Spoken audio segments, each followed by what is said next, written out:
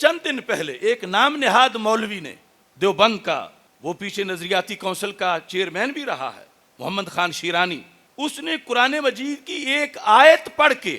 Israel को तस्लीम करने का दावा किया है। उस पर इसराइल के अंदर जश्न मनाया गया है। रवा टाइम कादियानियों ने उसको एप्रिशिएट किया है कि देखो पहले तो दूसरे दावा करते थे, अब ये इनका मौलवी है, चेयरमैन रहा है नजरियाती काउंसिल का, और वो ये कह रहा है और कुरान पढ़ रहा है और साथ उलमा को दावत दे रहा है, या कौम उदखुलुल अर्दल मुक़द्दसा अल्लती कतबल्लाहु लकुम, कि ये तर्जमा करके कि रब ने ये फलस्तीन वाली जमीन तो यहूद को अलाट की हुई है, अलाट की हुई है, ये उसने लफ्ज बोल के तो कहा कि तकलीफ क्या है, जो रब ने अलाट की हुई थी उनको तो वो उन्होंने ली है, तो वो तो नाजायज कब्जा है ही नहीं, उसे मान लेना चाहिए। ये उलमाए देवबंद जमीयत उलमाए इस्लाम का मोहम्मद खान शीरानी, यानी ये बात तो कोई आम छोटी सी मस्जिद का मौलवी भी करे, मौलवी तो क्या आम कोई लिबरल एंकर भी करे, हमसे हजम नहीं होती। और इतना बड़ा लीडर, और वो प्रेस कॉन्फ्रेंस करके, और उस पर इसराइल तक तबसरे हो रहे हैं इंग्लिश में कि देखो ये अनपढ़ मुल्ला जो है वो तो कहते हैं इसराइल तस्लीम ना करो, और ये पढ़ा हुआ है, इसने तो आयत से साबित कर दिया है कि इसराइल को माज़अल्लाह तस्लीम किया जाए। और उधर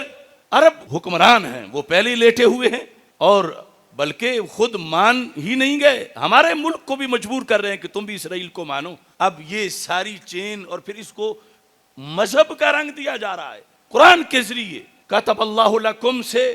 इस्तिदलाल किया जा रहा है। आपको याद है कि हमने जब तहरीक सिरात मुस्तकीम, इदारा सिरात मुस्तकीम बनाया था, उसके मंशूर में ये बताया था कि जब भी कोई बीमारी आएगी तो उसी वक्त हम उस पर स्प्रे करके जरासीम उसके ख़त्म करेंगे। वो गाजी मुमताज हुसैन कादरी साहब वाला मसला जो था,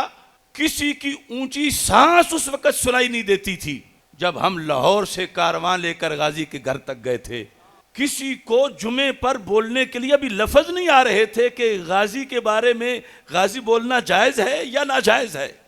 इसे दहशतगर्द और कातिल कहें या इस्लाम का हीरो कहें। बड़े बड़े मुफ्तियों ने फ़ोन ही बंद किए हुए थे। ये खुदा का ख़ास फजल है कि बंदा नाचीज़ ने उसी वक़्त 9 जनवरी को 4 का ये वाक़या था, तो आप में से बहुत से लोग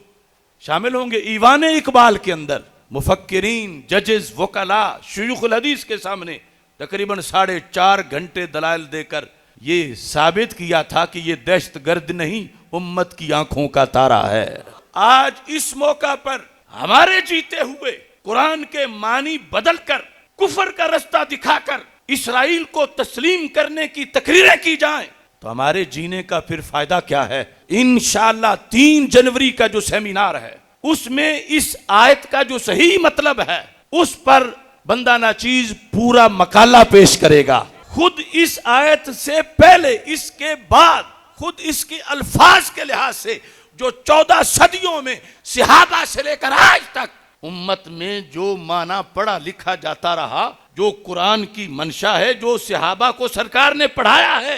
वो साबित करके बताऊंगा कि ये शीरानी ये यहूद की बोली बोल रहा है, ये कुरान में ये मतलब है ही नहीं जो वो निकालना चाहता है। और अब लाइव मैं उसको और उसके समेत कोई भी इसराइल को तस्लीम करने का जो हामी हो, वो मुनाजरा करना चाहे, तो बंदा नाचीज पूरी दुनिया के इसराइल के हामियों के साथ हर वक्त लाइव मुनाजरा करने के लिए तैयार है।